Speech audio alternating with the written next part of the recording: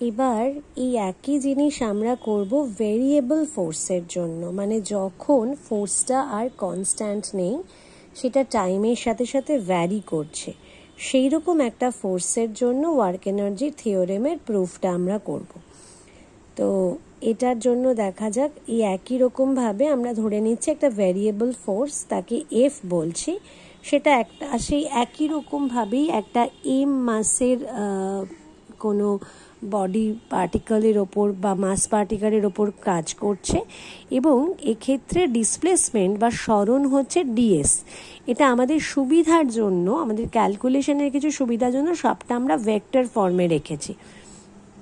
তাহলে বলেছে যে ইন ইটস ওন ডিরেকশন দিয়ে এখানে থিটাটাকে 0 ডিগ্রি ধরা হয়েছে, অর্থাৎ খানিকটা সুবিধার জন্য, খানিকটা সিম্পল রাখার জন্য বিষয়টাকে আমরা এটা ধরে নিচ্ছি যে ফোর্স যেদিকে কাজ করছে সেই দিকে ডিএস আমার ডিসপ্লেসমেন্ট হয়েছে।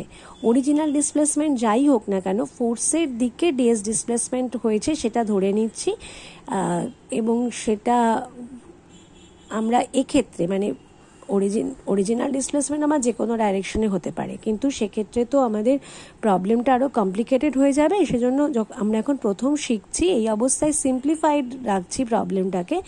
সেজন্য ধরা হচ্ছে যে এফ আর DS both are in the same direction, তো থিটা সেজন্য 0 ডিগ্রি। এফ আর ডিএস এর মধ্যে অ্যাঙ্গেলটাকে থিটা বলা হচ্ছে, দ্যাট ইজ 0 ডিগ্রি। এবার একটা ছোট্ট ওয়ার্ক ডান হচ্ছে। ছোট্ট ওয়ার্ক ডান কেন না, যেহেতু ভেরিয়েবল ফোর্স, সেই জন্য আমরা ধরে নেব যে একটা খুব কম সময়ের জন্য ফোর্সটা কনস্ট্যান্ট আছে, সেই কম সময়ের মধ্যে যেটুকু ডিসপ্লেসমেন্ট হচ্ছে, খুব ছোট্ট ডিসপ্লেসমেন্ট, দ্যাট ইজ ডিএস। এবং এই ডিএস ডিসপ্লেসমেন্টের জন্য ওয়ার্ক ডানটাও খুব ছোট হবে, যেহেতু আমার ডিএসটা ছোট। তাহলে এখান থেকে আমরা কি পাচ্ছি, এইটাকে ডিডাব্লিউ, এটা আমার ওয়ার্ক ডান, এটা হচ্ছে F dot DS, F vector dot DS, vector করলে এফ ডিএস কস 0 ডিগ্রি, তাহলে without any vector sign F DS, এটা হচ্ছে আমার ডিডাব্লিউ, এটা আমার স্কেলার কোয়ান্টিটি। এবার নিউটনের সেকেন্ড ল অফ মোশনকে যদি আমি ক্যালকুলাসের ফর্মে রিপ্রেজেন্ট করি, তাহলে এফ হচ্ছে এম এ, আর এই অ্যাক্সিলারেশন বা ত্বরণকে আমরা ডিভিডিটি লিখতে পারি। ডিভিডিটি মানে কি?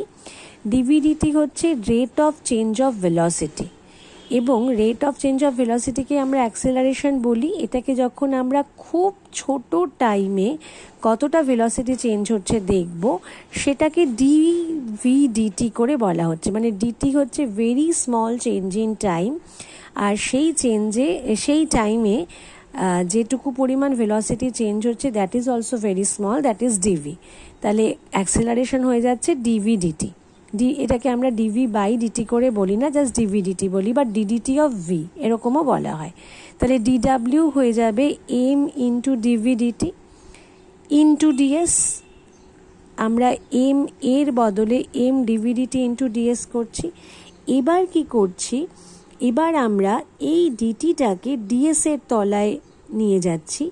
ডিএস ডিটি যদি করি, ডিএস ডিটি মানে হচ্ছে আবার ভি, কারণ ডিএস ডিটি হচ্ছে rate of change of displacement. তাহলে এই ডিটিটাকে ডিএস এর তলায় নিয়ে গিয়ে ডিএস ডিটি বলছি, বলে সেটাকে ভি বলছি, বলে ডিডাব্লিউ হয়ে যাচ্ছে এম ভি ডিভি।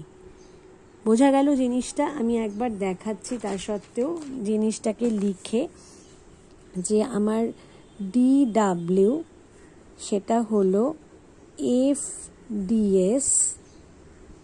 এবার এফকে লিখছি এম এ ডিএস, এ কে লিখছি ডিভি ডিটি ইন্টু ডিএস। এবার ডিভিকে আলাদা রেখে ডিটিটাকে ডিএস এর তলায় নিয়ে যাচ্ছি। এই ডিএস ডিটিটা হচ্ছে ভি, তাহলে এম, এই ভিটা আগে লিখছি এম ভি ডিভি। এটা হয়ে গেল ডিডাব্লিউকে এই ফর্মে লিখলাম, ঠিক আছে? এইবার কি করছি আমরা, এইটা ফুল ক্যালকুলাস ছাড়া করা যায় না, সেজন্য এটা আমি বুঝিয়ে দিচ্ছি, যেটুকু তোমরা এখন বুঝতে পারো পরে ক্লিয়ার হয়ে যাবে। এখন যেভাবে বলছি সেভাবে শুনে রাখো। If the applied force increases, the velocity from U to V, then the total work done on the body will be W. কি হলো বিষয়টা? আমরা যেটা করলাম সেটা হচ্ছে একটা ভেরি স্মল টাইমের জন্য ডিসপ্লেসমেন্ট দেখেছিলাম, হুইচ ওয়াজ ds।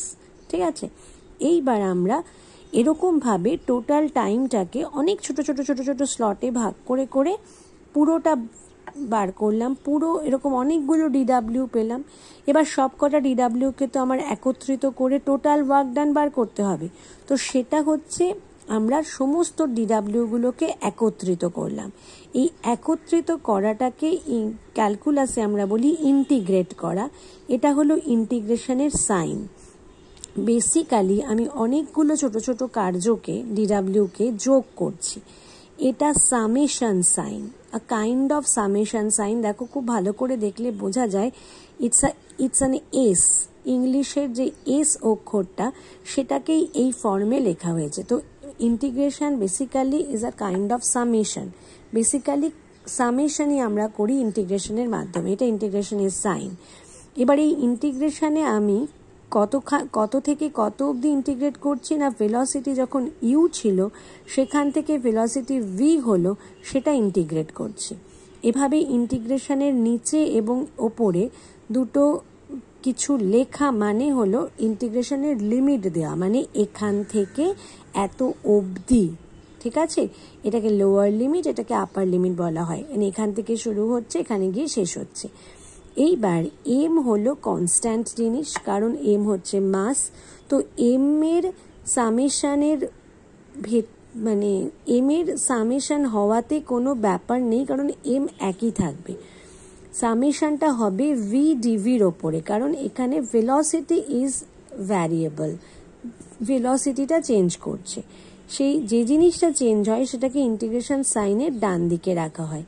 এবার ভিকে যখন আমরা ভি ডিভিকে যখন আমরা ইন্টিগ্রেট করব তখন তার কিছু ফর্মুলা আছে, সেই ফর্মুলা অনুযায়ী ইন্টিগ্রেট করলে পরে এটা হয়ে যাবে ভি স্কোয়ার বাই 2। এগুলো আমরা পরে ফর্মুলাগুলো পড়ব। ভি স্কোয়ার বাই 2 হয়ে গেল, এবং সেটাকে এরমভাবে থার্ড ব্র্যাকেটের মধ্যে রেখে লিমিটটা বসাতে হয় ইউ টু ভি। এবার এই লিমিটের নিয়মটা কি? লিমিটের নিয়মটা হচ্ছে এর পরে এই এক্সপ্রেশনে এই ভ্যালুটা বসাবো প্রথমে, তারপর মাইনাস সাইন দিয়ে এই এক্সপ্রেশনে আবার এই লোয়ার লিমিটের ভ্যালুটা বসাবো। অর্থাৎ এটা হয়ে যাবে half M V square minus half M U square. তো আবার হাফ এম ভি স্কোয়ার এসেছে, মানে এটা হচ্ছে ফাইনাল কাইনেটিক এনার্জি। আবার হাফ এম ইউ স্কোয়ার এসেছে, এটা হচ্ছে ইনিশিয়াল কাইনেটিক এনার্জি। তাহলে ডাব্লিউ হয়ে গেল আবার আমাদের change in kinetic energy of the body.